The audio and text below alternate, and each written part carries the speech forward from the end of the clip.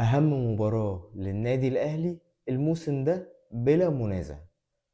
يعني مفيش مباراة الأهلي هيلعبها الموسم ده هتكون أهم من المباراة دي. أول حاجة، كل سنة وأنتم طيبين ورمضان كريم علينا جميعا، وربنا يجعله شهر خير ويمن وبركات وتحقيق أحلام وفرج كبير علينا كلنا وعلى الأهلاوية تحديدا أو على النادي الأهلي تحديدا. خلينا نخش في الموضوع على طول عشان النهاردة في أكتر من نقطة مهمة عايزين نتكلم فيها. زي ما بدأت معاكم الفيديو قلت لكم الماتش ده يعني يكاد يكون أهم مباراة للنادي الأهلي في الموسم ده. ليه بقى؟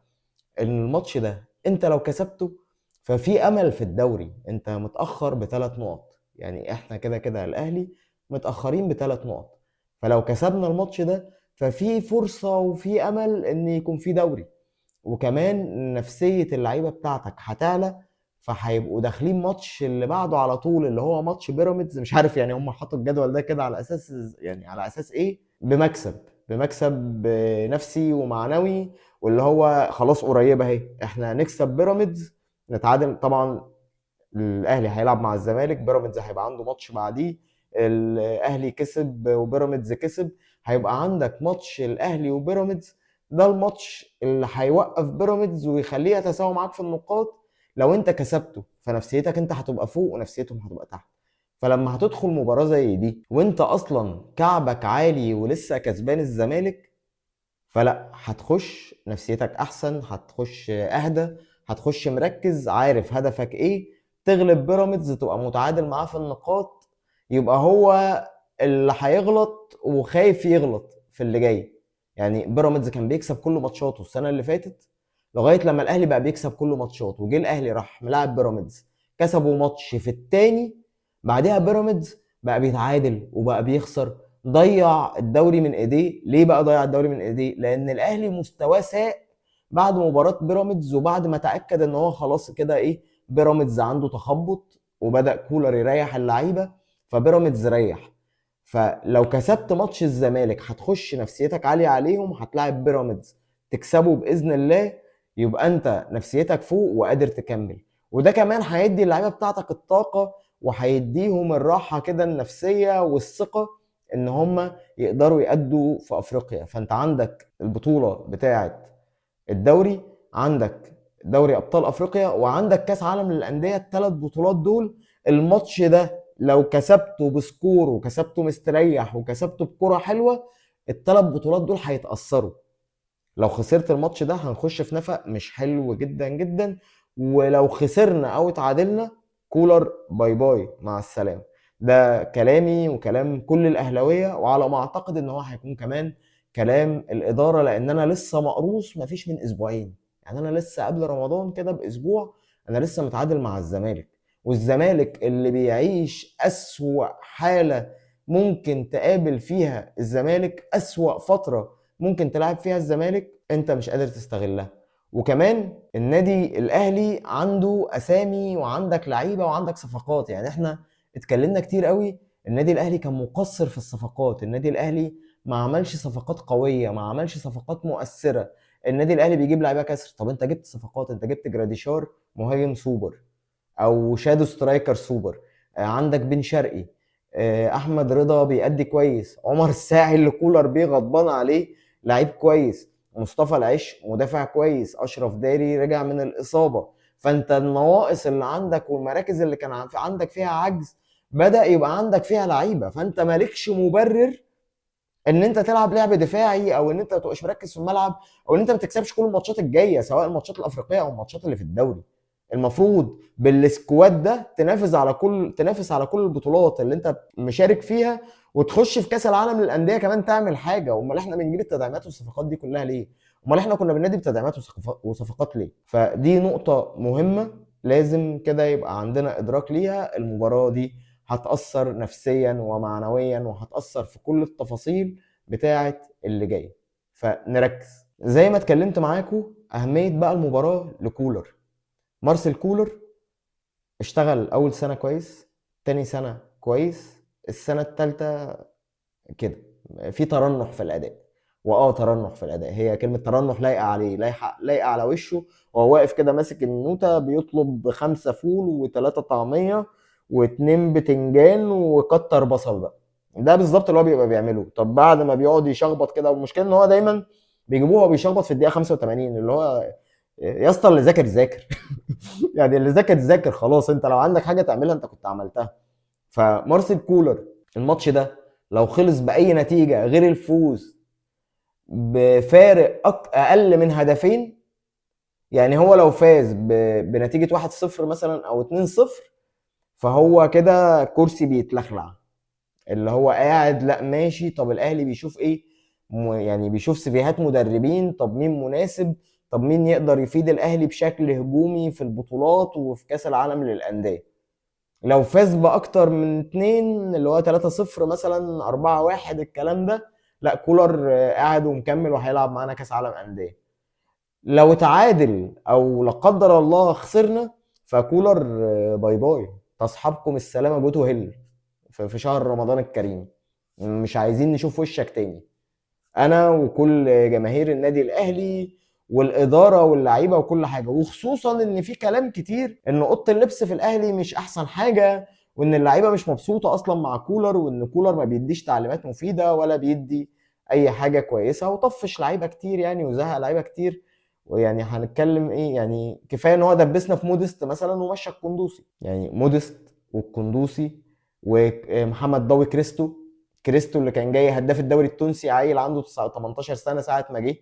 اللعيبه دي كلها وحاليا بيموت في عمر الساعي. ويوسف ايمن لعبه نص ماتش وطلعه. فاخطائه كتير وغلطاته كتير وعنده بقى وحش. وكمان طريقته في الردود ما بقتش طريقه مناسبه لمدرب النادي الاهلي. عامل كده زي موسيماني، جه فاز بكل حاجه وعمل كل حاجه، واول ما حس ان انا جامد بدأ كده تصريحاته تبقى غريبة مريبة عجيبة. فربنا يستر يعني، والاخ كولر ربنا يهديه بكره عشان يكمل، لان هو مفيش بديل عن الفوز. يعني رغم ان انا مش مقتنع بكولر وعارف ان هو حتى لو لعب بكره كويس هيرجع بعد كده يخري، بس هو مفيش بديل عن الفوز بكره. فبكره احنا لازم نفوز، بس نفوز بقى 2-0 مثلا عشان كولر يتكل، او 1-0 عشان كولر يتكل. بس لا بديل عن الفوز. المباراة بتاعت غدا امام نادي الزمالك لا بديل عن الفوز، لا بديل عن الفوز يا حاج كولر، حتى عشان لو هتمشي تبقى ماشي بذكرى كويسة مع جماهير النادي الاهلي. طيب دلوقتي بقى الفقرة التانية، وهي فقرة الرسائل للاعبين. اوكي، فاحنا هناخد كده لعيب لعيب نتكلم معاه عن مشاكله ايه، والمفروض بكرة يبقى الشكل عامل ازاي. مصطفى شوبير، انت طول عمرك راجل، فنتمنى استمرار هذا الاداء الرجولي، القوه، المشاركه في كل كوره، ان انا ما اعتمدش على المدافعين، ان انا لما اخد قرار ابقى قد القرار ده واكمل فيه واستمر. ده مهم جدا يا استاذ مصطفى. ابوس ايدك يا اخي، ابوس ايدك، لو هتلعب اساسي بكره لا تركز. وابوس ايدك لا تعتمد على ربيعه ولا على العش ولا على داري. الكوره اللي انت تقدر تتدخل فيها وتاخدها خش خدها على طول، ولا على محمد هاني ولا على كريم الدبيس. اللي تقدر تشارك فيه وتطلع تجيبه شارك فيه واطلع جيبه. الله يسترك، الله يسترك، احنا ماشيين بعلاج واحنا في رمضان مش عايزين نفطر.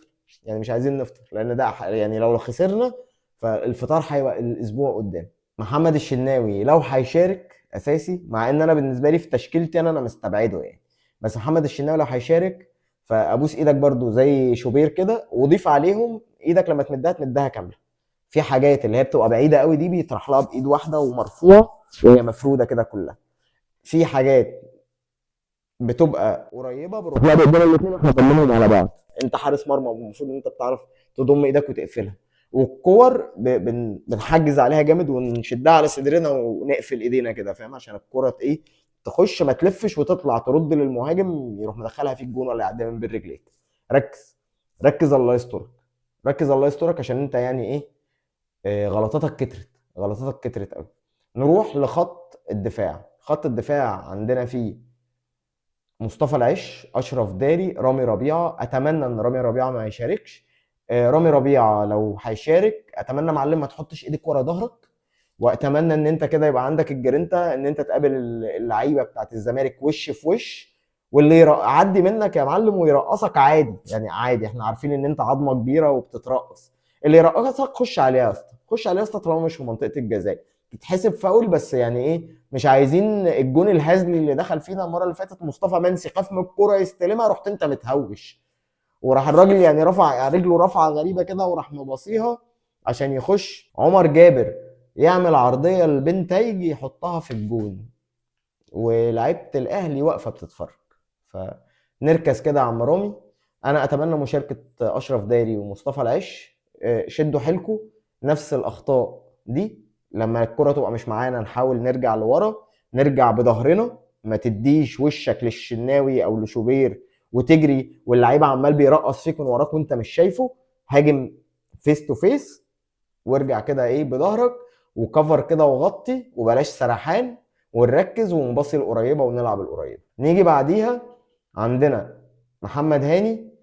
يعني محمد هاني انا نفسي اشوف محمد هاني اللي بروسيا دورتموند كانت عايزاه، ونفسي اشوف محمد هاني اللي المدرب بتاع بايرن ميونخ ما افتكرش حد من اسامي لعيبه الاهلي غيره.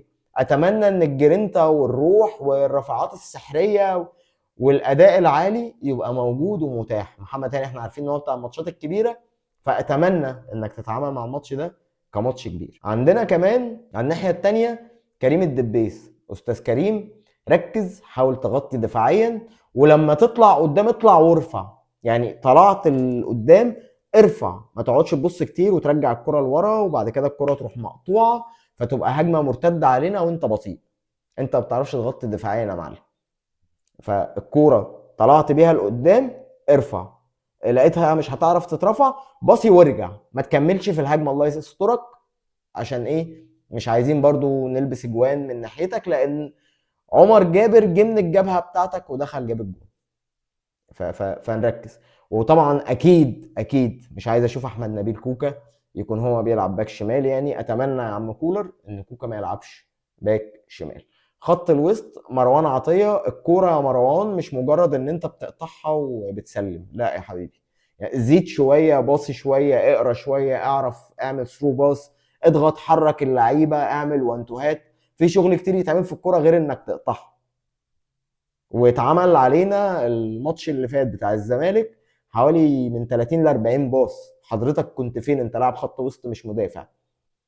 اوكي، فنركز كده ونعمل التغطيه العكسيه مظبوط، ان انا بقطع الكره مظبوط وفي نفس الوقت انا بحرك الكوره لقدام. بحرك الكوره لقدام، عايزين نضغط عالي من اول دقيقه عشان نربك لعيبه الزمالك زي ما اتكلمنا قبل الماتش اللي فات، فنقدر نستحوذ على الكوره ونقدر نعمل ماتش حلو ونقدر نفوز بسكور. ده المطلوب. احمد رضا ما عنديش كلام كتير اقوله له غير الكلام بتاع مروان عطيه. ارجع اسند مع مروان، باصي لقدام، حاول ان عينك كده تبقى رادار بتبص في الملعب كله، وساعد مروان في الضغط على عبد الله السعيد. عبد الله السعيد انا عمري ما كنت شايفه لاعب مميز في حياتي، في عز ما كان متالق مع الاهلي وفي عز ما كان في الاسماعيلي. في الاسماعيلي عبد الله السعيد كان احسن من مع النادي الاهلي. ليه بقى؟ هقول لك التركايه. الاسماعيلي الفرق بتلعبه ند بند، بتلعب قدامه ماتشات مفتوحه، فعادي ان هم بيهاجموا، عادي ان هم بيضغطوا، ما بيضغطوش مثلا على لاعب باتنين لعيبه والكلام ده. فعشان كده عبد الله السعيد كان باين قادر ان هو يسلم ويستلم، يجي له واحد فيرقصه. عبد الله السعيد ما بيعرفش يعدي اتنين، عبد الله السعيد بيعرف يعدي من لاعب واحد بس ومش دايما. ولو لاعب قوي يعني قوي البنيان كده وعبد الله يخاف ان هو ممكن يكسره او يخش عليه تدخل غشيم بيكنه وبيروح مباصي الكرة لورا. فده ما كانش بيحصل قصاد الاسماعيلي، اللعيبه كانت بتيجي مترقصه فهو بيروح مرقص ورافع، مرقص ومباصي، مرقص وشايط، مرقص وعامل ثرو. فده قوه عبد الله السعيد. لكن مع الاهلي وفي نفس الوقت مع المنتخب، يعني في يوتيوبر كده من اليوتيوبرز الاهلاويه اللي انا بحبهم وبتابعهم كان بيتكلم في النقطه بتاعه ان عبد الله السعيد كان بيلعب بالمسطره وبالورقه والقلم مع الاهلي، وان هو عبد الله السعيد النسخه بتاعه عبد الله السعيد مع الاهلي غير نسخه عبد الله السعيد مع الاسماعيلي. لا، هو عبد الله السعيد بالنسبه لي انا من وجهه نظري هو نسخه عبد الله السعيد في الاسماعيلي، هي نسخه عبد الله السعيد مع الاهلي، هي نسخه عبد الله السعيد مع منتخب مصر. هو ذا سيم يا باشا، هو نفس الشخص، نفس اللاعب اللي لما في لعيب قوي بيخش عليه او بيخش يتدخل عليه، ولا في اتنين لعيبه بيجوا له بيروح مرجع الكره لورا. وعشان كده من بعد ابو تريكه ما اعتزل، من بعد 2013 مصر ما شافتش خير، ولا الاهلي شاف خير، لحد ما جالنا قفشه او الاهلي ما بقاش يعتمد على فكره ان في صانع العاب بيحرك اللاعب. لان عبد الله السعيد لاعب محلي ما خدش ولا بطوله مع المنتخب، وما خدش ولا بطوله عدله مع الاهلي، بعيدا عن الجيل التاريخي للنادي الاهلي او الجيل الذهبي للنادي الاهلي. مفيش بطوله كده نقول ايه دي بطوله عبد الله السعيد، او عبد الله السعيد هو اللي ساهم فيها وجاب الجوان. ما خدناش غير الدوري والكاس والسوبر يا معلم والله. الفتره طول ما كان عبد الله السعيد موجود، يعني طول ما كان عبد الله السعيد موجود هو اللاعب الاساسي كصانع العاب في النادي الاهلي. فعبد الله ده بالونه كبيره خالص. انا اتمنى ان حد من الاداره بتاعه النادي الاهلي تسمع الفيديو ده قبل الماتش. يا جماعه اضغطوا على عبد الله السعيد باثنين لعيبه، واللعيبه ادخلوا عليه حسوه ان انتوا هتخبطوه، ان انتوا مش هتسيبوه، ان انتوا هتخبطوه، بس ان انتوا هتدخلوا عليه بعنف، هيروح مرجع الكره لورا. بس لعيب تاني يروح جاي من ظهره وقطع الكره وهو بيرجعها، خلاص بقت هجمه مرتده جون. نركز ونصحى للكلام، ومش عايزين يعني مش عايزين تضييع.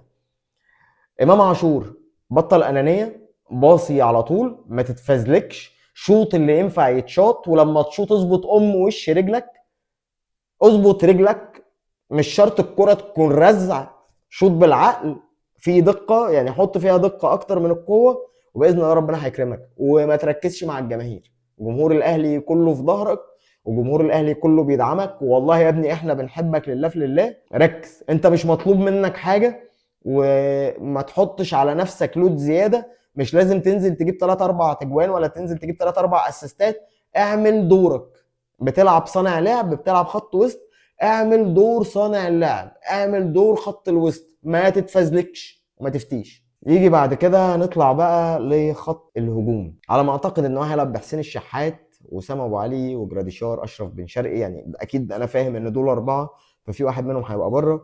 عندنا رسائل عموما ليهم كلهم: مستر جراديشار كمل في ادائك زي ما هو، بس حاول والنبي تبقى اسرع، وحاول ان انت تدخل على كل الكور.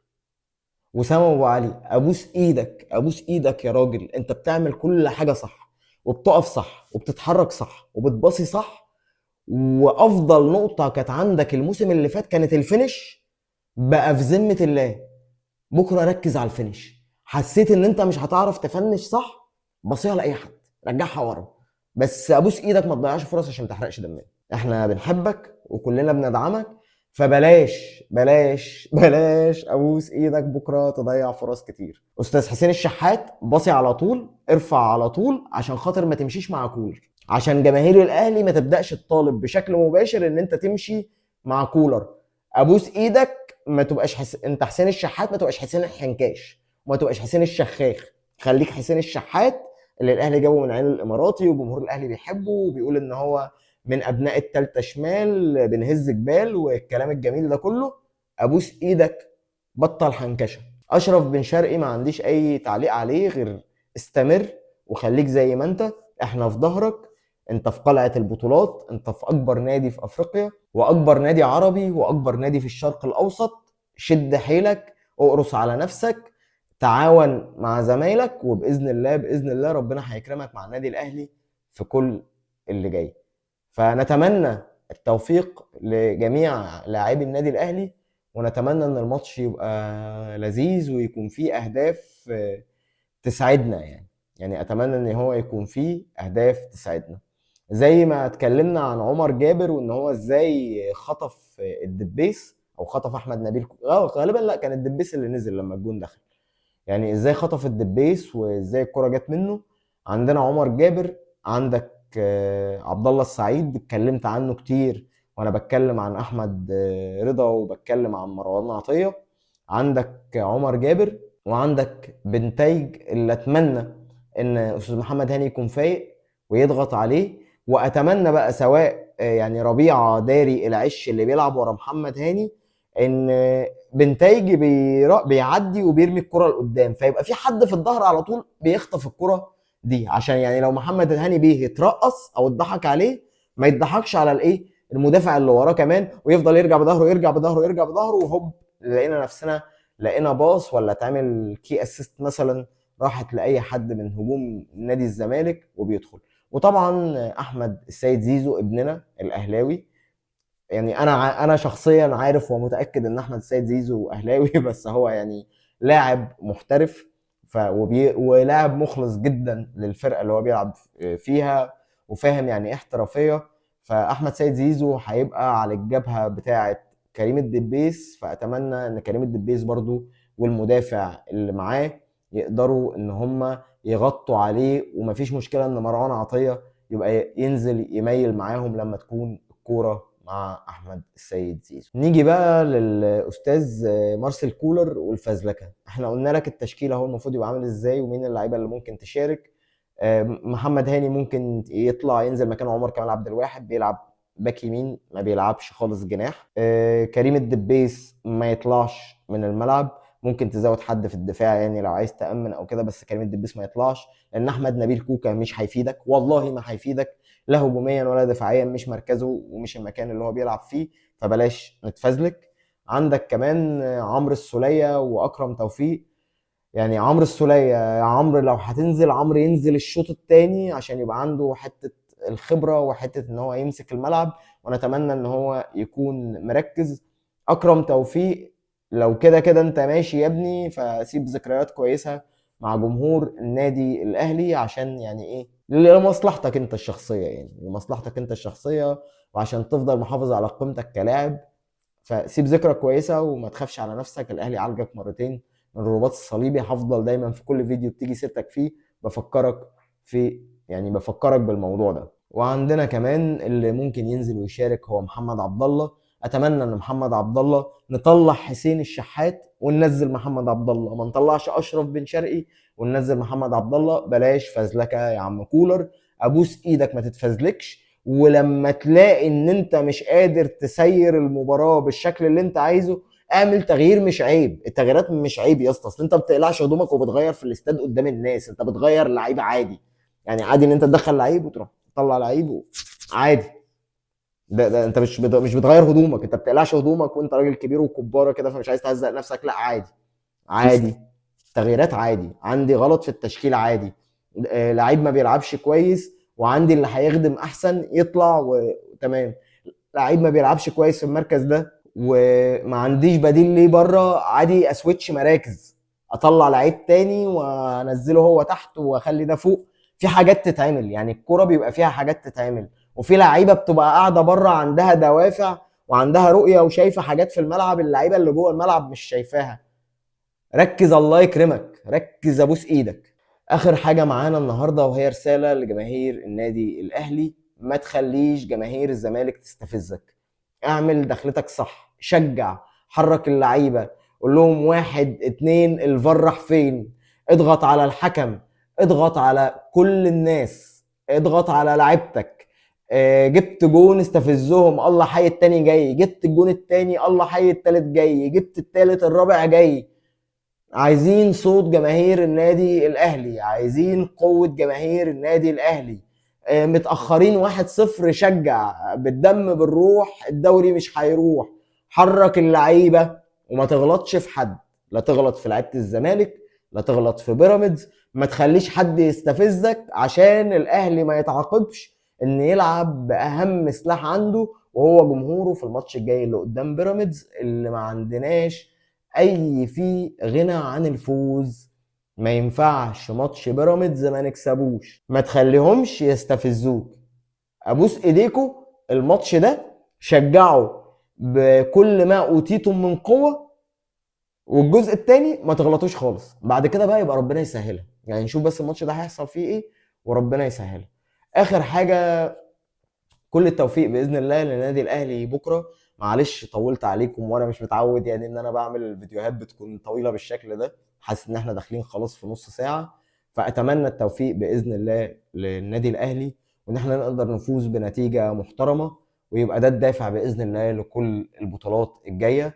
انا اكرم مفتاح، مشجع اهلاوي، بتمنى الفوز لفرقتي، وعايز اقول لكل الناس رمضان كريم، ويا رب يا رب يجعله شهر خير وبركة على الأمة الإسلامية والأمة العربية بالكامل.